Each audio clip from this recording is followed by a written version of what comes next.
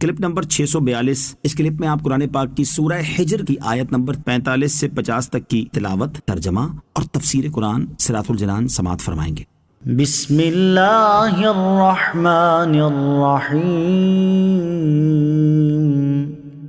ترجمہ: اللہ کے نام سے شروع جو نہایت مہربان رحمت والا ہے۔ ان المتقین فی جنات وعیون ادخلوها بسلام آمنین۔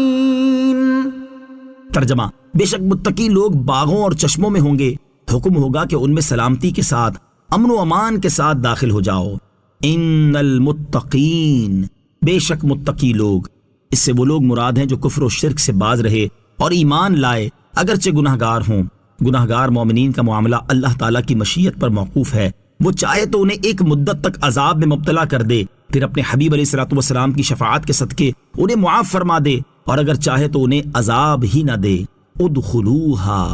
ان میں داخل ہو جاؤ۔ ایک قول یہ ہے کہ جب اللہ تعالیٰ سے ڈرنے والے جنت کے دروازوں پر پہنچیں گے تو ان سے کہا جائے گا، اور دوسرا قول یہ ہے کہ جب جنتی جنت میں ایک جگہ سے دوسری جنت کی طرف متوجہ ہوں گے تو فرشتوں کی زبانی ان سے کہا جائے گا، تم سلامتی اور امن و امان کے ساتھ جنت میں داخل ہو جاؤ، نہ یہاں سے نکالے جاؤ گے، نہ تمہیں یہاں موت آئے گی، نہ تم پر کوئی آفت رونما ہوگی، نہ یہاں کوئی خوف اور پریشانی ہوگی۔ وَنَزَعْنَا مَا فِي صُدُورِهِم مِّنْ غِلٍّ إِخْوَانًا عَلَى سُرُرٍ مُتَقَابِلِينَ لَا يَمَسُّهُمْ فِيهَا نَصَبٌ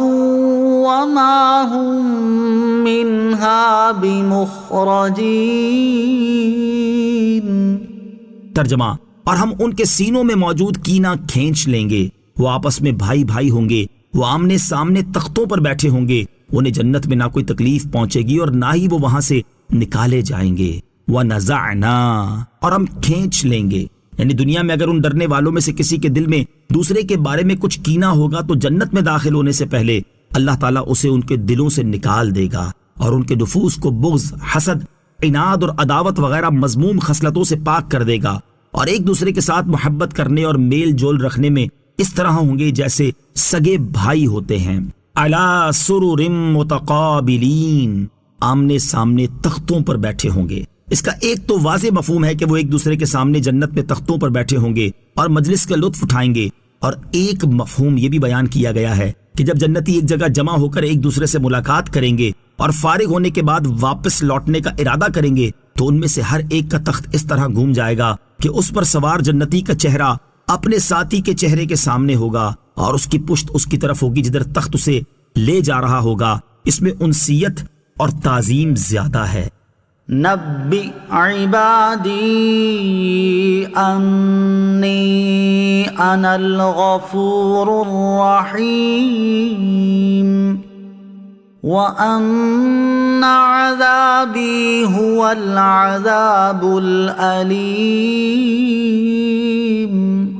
ترجمہ: میرے بندوں کو خبر دو کہ بے شک میں ہی بخشنے والا مہربان ہوں، اور بے شک میرا ہی عذاب دردناک عذاب ہے۔ نبئ عبادی، میرے بندوں کو خبر دو۔ اس آیت اور اس کے بعد والی آیت میں اللہ تعالیٰ کی طرف سے لوگوں کو گناہ کرنے سے ڈرایا گیا اور جو گناہ ہو چکے ان سے توبہ کرنے کا حکم دیا گیا ہے۔ ان دونوں آیتوں کا خلاصہ یہ ہے کہ اللہ تعالیٰ نے ارشاد فرمایا، اے حبیب صلی اللہ تعالی علیہ وسلم، آپ میرے بندوں کو بتا دیں کہ جب وہ اپنے گناہوں سے توبہ کر لیں تو میں ہی ان کے گناہوں پر پردہ ڈال کر ان گناہوں کے سبب ہونے والی رسوائی اور عذاب سے انہیں بچاتا ہوں، اور گناہوں سے توبہ کرنے کے بعد انہیں عذاب نہ دے کر ان پر رحم فرماتا ہوں۔ اور میرے بندوں کو یہ بھی بتا دیں کہ میرا عذاب ان کے لیے ہے جو اپنے گناہوں پر قائم رہیں اور ان سے توبہ نہ کریں۔ میرا عذاب اتنا دردناک ہے کہ اس جیسا دردناک کوئی عذاب ہو ہی نہیں سکتا۔ امید اور خوف کے درمیان رہنا چاہیے۔ اس آیت اور اس کے بعد والی آیت سے یہ معلوم ہوا کہ بندوں کو امید اور خوف کے درمیان رہنا چاہیے کہ اللہ تعالیٰ کی رحمت کی وسعت دیکھ کر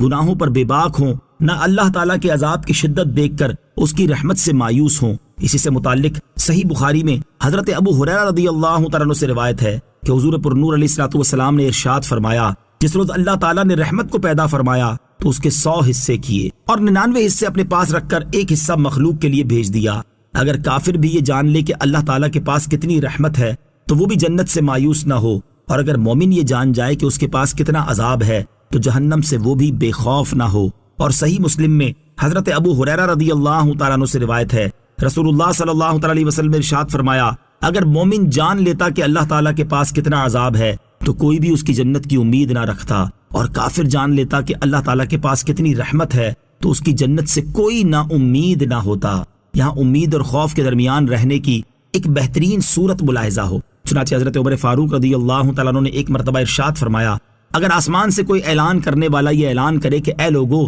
تم سب کے سب جنت میں داخل ہو جاؤ گے، لیکن ایک شخص جنت میں داخل نہیں ہوگا، تو میں اس بات سے ضرور ڈروں گا کہ کہیں وہ شخص میں ہی نہ ہوں۔ اور اگر اعلان کرنے والا یہ کہے کہ اے لوگو تم سب جہنم میں جاؤ گے، البتہ ایک شخص جہنم میں نہیں جائے گا، تو میں ضرور یہ امید رکھوں گا کہ وہ شخص میں ہی ہوں۔ اللہ تعالیٰ کی رحمت اس کے غضب پر غالب ہے۔ اللہ تعالیٰ کی رحمت کا اس کے غضب پر غالب ہونے کا ذکر کثیر احادیث میں صراحت کے ساتھ موجود ہے۔ چنانچہ صحیح بخاری، صحیح مسلم، سنن ترمذی اور ابن ماجہ وغیرہ میں حضرت ابو ہریرہ رضی اللہ تعالی عنہ سے روایت ہے، رسول اکرم علیہ الصلوۃ والسلام نے ارشاد فرمایا، جب اللہ تعالیٰ مخلوق کو پیدا فرما چکا تو لوح محفوظ میں جو اس کے پاس عرش کے اوپر ہے لکھ لیا کہ میری رحمت میرے غضب پر غالب آ گئی ہے۔ صحیح مسلم میں حضرت ابو ہریرہ رضی اللہ تعالیٰ عنہ سے روایت ہے، رسول کریم علیہ الصلوۃ والسلام نے فرمایا، اللہ تعالیٰ ارشاد فرماتا ہے، میری رحمت میرے غضب پر سبقت رکھتی ہے۔ دعا ہے کہ اللہ تعالیٰ ہمیں اپنے غضب سے محفوظ فرمائے اور اپنی رحمت سے ہمیں بھی حصہ عطا فرمائے، آمین۔